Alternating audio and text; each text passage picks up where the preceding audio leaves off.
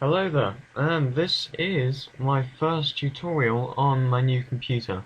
If you've been following my previous tutorials, you'd know that I've switched computers because my previous computer got an extremely bad virus and basically because it needed an update as well.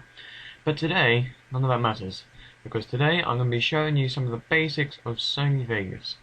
So here in Sony Vegas 10, it could be pretty much the same as Sony Vegas 9 and 8, but this is Sony Vegas Pro, which means that you can use as many video lines as you want. Whereas with things like Sony Vegas Platinum 9, it means you can only use a limited amount of timelines. But I'll get into that eventually, and let's go through the basic setup. So basically we're going to go to File, New, and you'll probably start off with something which looks a bit like this. My recommended settings for you would be to set the width to 1920 by 1080, excuse me, with a pixel aspect ratio of 1.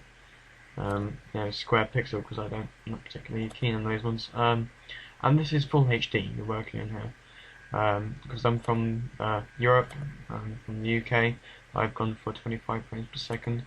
Whereas if you're doing film, or if you're from America, this is for America NTSC, and this is for just film, but I'm going to stick with 25 frames per second. Alright, you want to set it full resolution rendering quality to best, and that looks pretty much about it. I don't really use audio that much, so I don't usually don't really look at my audio settings. Make sure it's just set to stereo, and once you're done with these settings, you can just go start all new compositions with this settings and press OK. So this is what we've got. Up here, not many people know what these tools are. This is for full screen, as you can see. Press escape to get out. And this here will give you different qualities of a preview of your video. At the moment it's set to best full. When we're sort of editing and we're just sort of scrubbing through it to see which bits are best, it's probably best to set it to something really low, as low as draft quarter. But when you want to have a look in detail at a frame in time, go to best and full. And you can get a close look at that. And this one here will save the frame which you're on in the video. So I'm going to get to that, and it's going to import some footage. Let's have a look. Let's import something to do with this. So you just click and drag it in. This is for Windows 7. And there it is. I've dragged it into my project media. You've got all these different tabs here, but in project media is going to drag it into. And what we're going to do is we're going to click and drag it down here, like so, and it will automatically give us two timelines. Here is a video timeline, because it has the video, and this one here is an audio timeline, because it has the audio. Now on your timeline you'll see you can click along here and it will take you to different parts and different frames in the timeline. Now these buttons down here will do various sort of things. This button here will play from start. Well, if you just hold your mouse over each of the little buttons here, I'll show you what it is. So I don't really need to go through that. So let's just give it a quick preview. Wicked. So it gives you a quick preview of what it is. I'm just going to set my quality down because I'm recording through my computer as well. So yeah, this is the basic of the layout.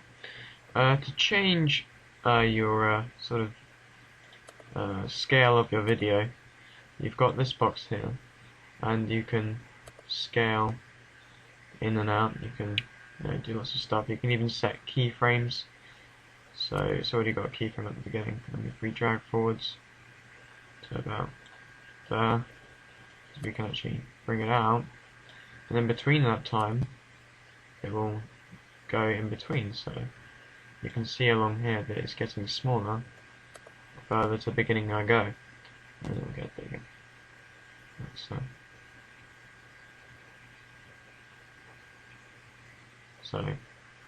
that's how that works. The keyframes. These buttons will, this one will make it drag from and keep its shape, and you could change it to whatever you want. This one will make it drag from the center and to the corner. So I recommend you selecting both of those, because I only really need to drag from the middle. You can also move this around by putting the mouse in the middle and clicking. If you put the mouse around this circle but not inside this rectangle or square, then you can rotate your image, and you can also scale it. I've mentioned that. You can change the point of rotation, so you could rotate around that point instead. No, I'm going to keep that in the middle. Okay. There you go. And if we click and drag outside of these circles, then we can just move around to get a closer view of things. Zoom in by scrolling, and that's pretty much the basics of that, so we can just close that. Up to one thing, if you just scroll this down, you can select different options that you want. You can save your own options, so if we just wanted to save that, you could type in what you want to save it, then you just click save. For example, this is one which I've made, cinema widescreen.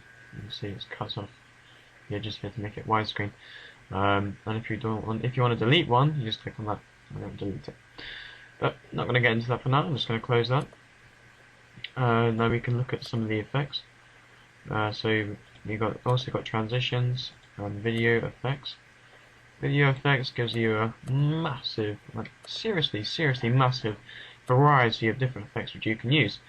All of them have their differences. In each one, they are basically the same effect, but just with different options.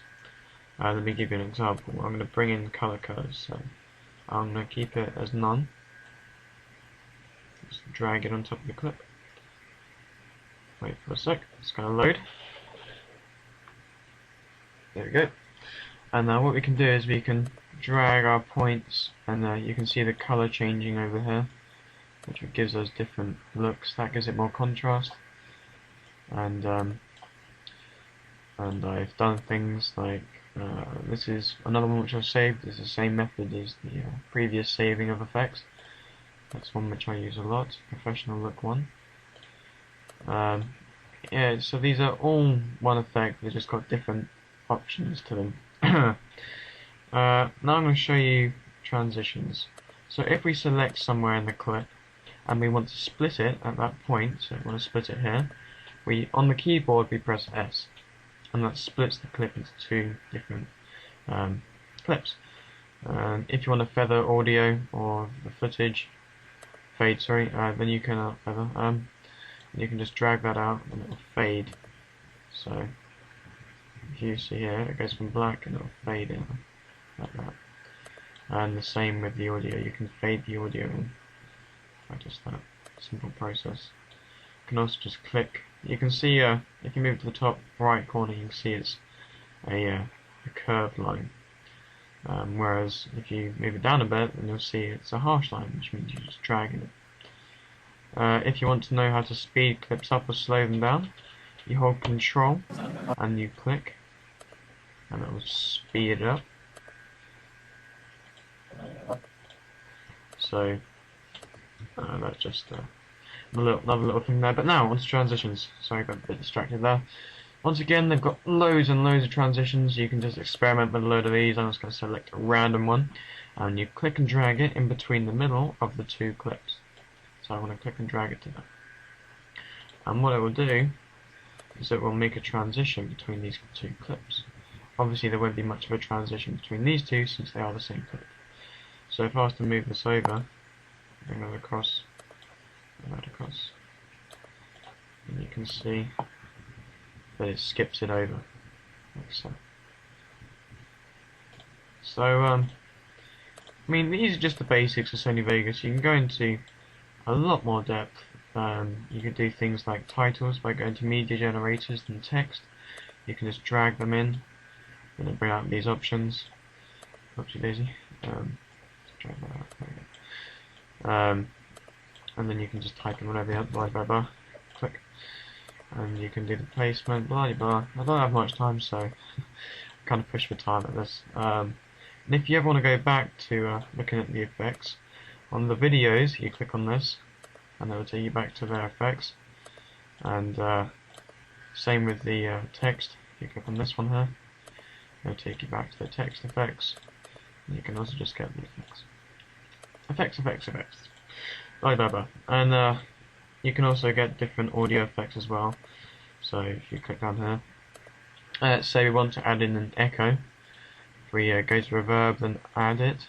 We're going to add it to effects. We just drag it up a little bit. We can give it a bit of a reverb. Not sure if you could hear that, but there is a reverb and it does echo. You're going to have to trust me on that one. So yeah, this is the basics of Sony Vegas. I really do hope that this has helped you a lot. I was going to give you a quick version of rendering, so I'm going to select the area by clicking and dragging. I'm going to select this area here, there we go. File, render as. Rendering is when you process the video. And let's find the location, let's go to desktop. And I'm going to save it as a WMV. And say, tutorial. And I'm going to select render loop region only, which is the area which I selected there, and save. This will render your footage, which means that you can view it on YouTube. If you upload it onto YouTube, you can view it in Windows Movie Maker, Movie Player, Media Player, any sort of program. So I really, if you want to ask me anything, just message me or leave a comment below. It's probably best if you leave a comment, and don't forget to subscribe. So I'll see you next time. This is Monkey King 44 signing out.